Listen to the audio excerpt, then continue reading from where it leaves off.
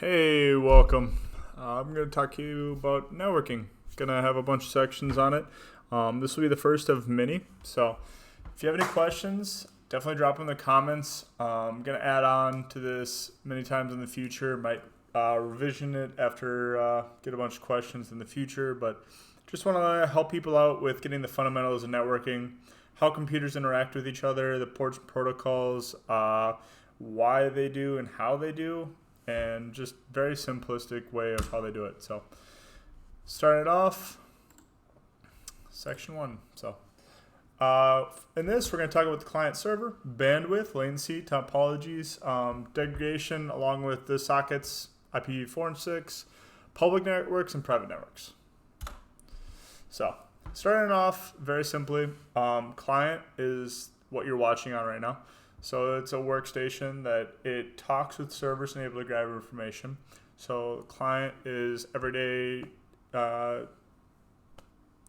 systems such as your computer, your laptop, or your phone. And then server is it can technically be your computer or any device, but a server is serving a platform such as HTTP, FTP.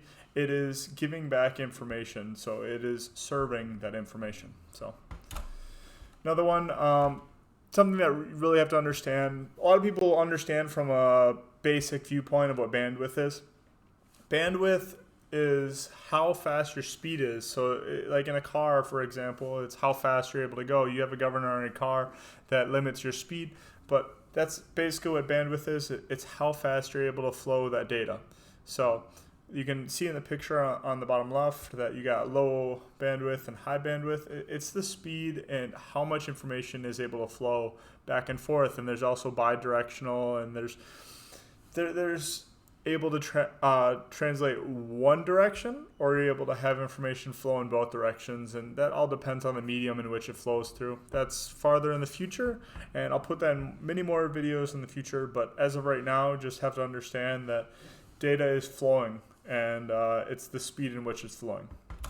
So you got latency also, and that's how long it takes to go from one destination and back. So if it takes a really long time and able to go from back and forth, then that is going to be a problem, and that's where people talk about ping and latency and just like how slow something is when you're playing video games or whatnot.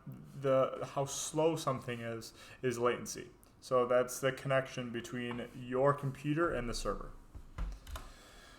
Next, you have the degradation of distance, and with that can be the materials that it's traveling between, which is the glass or the metal. And there's many different types of cables and mediums that'll flow between.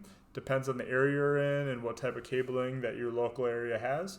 But it will degrade the connection and how loud it is. That's why there's repeaters. That's why there's fiber optic cable.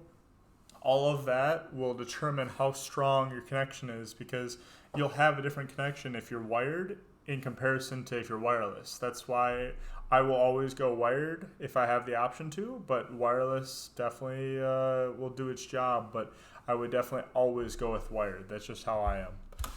So then you got many different topologies. So with all the different topologies, you have the strengths and weaknesses of each. Typically, overall, you'll see a mixture of all of it. I'll talk about that next slide, but starting off, you got bus, which is the first one on the left. In that one, that it's all connected on a line. So the problem with that is if any part of the line gets connected, all of it fails. So you got to make sure that that line is strong enough. And that's how most networks are made, is based on that line. So, but most of the line's not going to get broken or cut. And if it does, it's going to route around. That's why a mesh network is definitely strong. So, but there are portions that are bus networks. Star, it connects to a singular device. Typically you see that with client to server. A lot of the machines, like the bus network, is peer-to-peer as the simplistic version of looking at it. But the star network, it's going to be client to server, so everything is communicating with that central server. So that's the center picture there, and they're all connecting to that one. So The point of weakness is that center server computer. So if that dies, then all the rest of the connections are cut off. And that's the beauty of the mesh network. So the mesh network, you can lose a complete computer and all the rest of the network will keep on communicating with each other. So it has very strong stability, but the problem is that it can get, if you don't have spanning and if you don't have the proper like routing, that you can get really busy really fast and it can get overwhelming. But it definitely is a great way to have things and it builds redundancy. So what you'll typically see in networks in average day is you'll see a combination of all of it. So you'll see mesh, you'll see bus, you'll see star, you'll see everything. So there's a nuance to how the real world will operate, but then in the teachings of like this course of like the basics of it all, you'll understand each one individually and you'll have to just piece them all together. So the next part, sockets. So sockets are a mixture of IPs and ports. So as you'll see in the 192.168.1.12 has the :53. 53 is DNS, and then you'll look at the private IP of the 192, and you put that together, and that is its own IP that's together. So it's a socket. That's what, if someone refers to a socket, that's what that is. And then the 8.8.8.8:23 is telnet on Google. So Google is 8.8.8.8, and just know that like overall, you can write it in different formats. So as I have right below that is http://151.65.25.28, or you can write it with the :80 at the end. So there are some ways that you can you could do SSH : / or you could do :22 at the end. So there's many different ways to do these sockets and how you're able to write them and how you're able to put them into the computer. It'll all understand the same, but it's just how you want to write it and whatever feels comfortable to you. So a part of the sockets is IPv4. So looking at it, it will be x.x.x.x. And what that's built off of is 256 bits for each individual section. And as you see in the very bottom in binary, that's what that is. So altogether, if those are all ones, it's 255. And if they're all zeros and there's a one on the left side of it, you got to think on the other side of the dot, that's going to be 256. So a private IP that could be one of them is 192.168.1.1, and that is a private IP. We'll talk about private and public IPs. And that's where they get these from. So on the very bottom, that is the binary form of the IP that you see as above. So the importance of that is that's how computers speak. Computers speak in ones and zeros. Computers aren't able to understand like the words. DNS that is what translates the IPs to words. That's where you're able to type in google.com or other websites such as infinity.com. You're able to understand that from the DNS. So that's how it's able to translate it. So you got IPv6 too, and that's the standard that we're moving towards. So IPv4 has 32-bit numbers, and then IPv6 is 128. So the amazing thing with that is we are kind of locked in the amount of numbers that we have for IPv4. So we have 4.3 billion. But that as you know, the amount of people and the amount of phones, you have a phone, you have a computer, you might have multiple computers, you might have a gaming system, and that's just you. And then you got to think that everyone has that, and some people have even more than that. Some people have 20 devices. So the 8 billion people there are, we've already ran over that number. So that's the great thing about IPv6. So with IPv6, you see that number in the bottom left-hand corner, the 340 giant number. Like that'll never be used. That'll never be used. The one way the IPv4 gets around that is by natting. I'll talk about that in a in a section soon to be, but natting is the way that it gets around it. It translates the private IPs into a public IP. And it basically allows many IPs of your own that are in a private IP or a private subnet and able to have that one public IP. It kind of like is a scapegoat and able to get around it, but it works for the time being.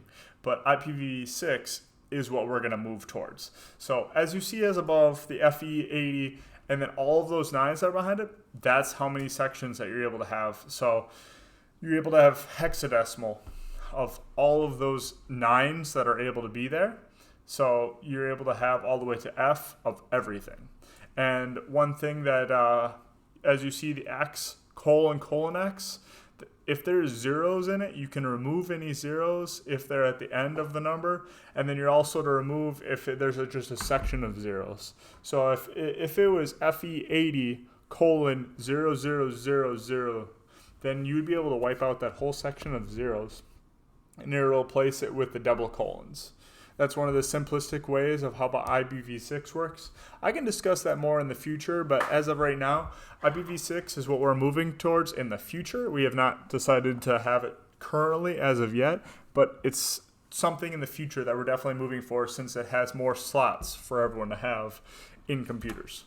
So as of what we have in IPv4 currently with the public networks, you have the range. So there's ranges in classes. So you have A, B, C, and E.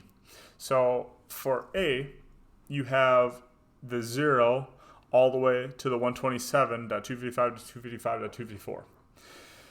So with that, the reason that that is the way it is because it was established in that because of the military, the government, and all of that, and able to establish that's what they were going to claim as being theirs. So then the B and C are both for companies and able to establish theirs. That is typically for companies to have and able to what they are able to have their IPs as. So you got the CIDR notation on the center section, and then you have the usable IPs. So those are the ranges on the far right that they're able to have. So you typically what you'll see is A is going to be the big companies, military, government, and like Google, Amazon, all those big companies. Bravo and the B and C, those are going to be the ones that are going to be used by the everyday companies, smaller like just home users, things like that. And overall, there are private IPs that are private subnets that are assigned to this. So these are like, if you were trying to create a home network or a home lab, this is something that you would trade. So the 10.0.0.0, the 127.0.0.1, that's your local loopback. And then the 172.16.0.0, that's your own private IP that you can create. And the 192.168.0.0, that's another one that you can create. So I will talk more about in the future what a Hack 8, a Hack 32, Hack 12, and a Hack 16 are. For reference right now, if you look to the far right, that is what that is, if you can understand that. But I will talk more about that in the future, that is giving a range. That /8, that /12, /16, that gives a range for the amount of IPs that's able to occupy. And then to finish it off, you got the private IPs. So for this, it's the same in a sense. So if you go back, it's the private subnet is all of this that's able to occupy. And then you also have the APIPA that's also able to have inside of it. So the only difference is that the 169.254.0.0 is also able to be arranged that it's able to fall under too. So that's part of the windows that it'll assign it also. So thank you for watching. Appreciate it. If you could like, subscribe, definitely appreciate it. Hope you learned something. If you learned something, let me know down below. Hope you have a great day.